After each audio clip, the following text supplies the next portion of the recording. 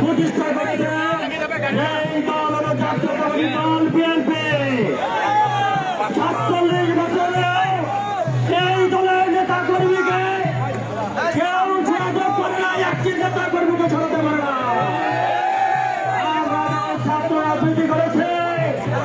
আমরা বলেছিলাম টেকনাফ থেকে তেঁতুলিয়া, রূপসা থেকে পাতুলিয়া সবাই বলে জিয়া জিয়া। আমরা বলেছি এক জিয়া লোকাল করে আজকে ছুটি দেওয়া ঘরে ঘরে আছে, তাই না? বাংলাদেশের এক নম্বর দল, বাংলাদেশের জনপ্রিয় দল জাতীয়তাবাদী দল বিএনপি, দেশনেত্রী বেগম খালেদা জিয়া সে দলের ভারপ্রাপ্ত তারেক রহমান, এই এলাকার এই দিনাজপুরের সন্তান, দিনাজপুরে জন্মগ্রহণ করে বেগম খালেদা জিয়া আজকে আপনাদের কাছে একটি আহ্বান।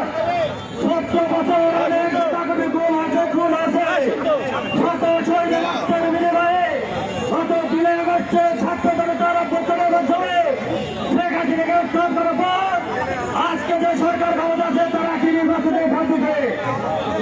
সেই নির্বাচন নিয়ে যারা ষড়যন্ত্র করছে, যে জামাত ষড়যন্ত্র করছে, আপনারা সত্যের থাকে জনতার মাধ্যমে তাদেরকে জবাব দেওয়া হবে ইনশাল্লাহ। জাতীয়তাবাদী দল যতবারে বিএনপি ক্ষমতা এসেছে, জনগণের ভোটে ক্ষমতা এসেছে।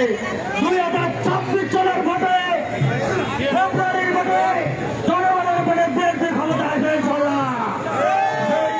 সেই সব সকল ষড়যন্ত্র চত্বরে সকল নেতা কর্মীকে আজকের এই ৪৭তম প্রতিষ্ঠাবার্ষিকে নিরাপত্তা ব্যক্ত করে সকলকে পাশে থাকে, জনগণের পাশে থাকে আহ্বান জানিয়ে আমি আমার বক্তব্য করতে এবং শহীদ খালেদা জিন্দাবাদ। আগামী দিনে একটি যখন আমাকে নির্দেশ পরিচালনা করবেন তারেক রহমান আজকের এই মিছিলে শুভ প্রদান ঘোষণা করতে সকলকে ধন্যবাদ।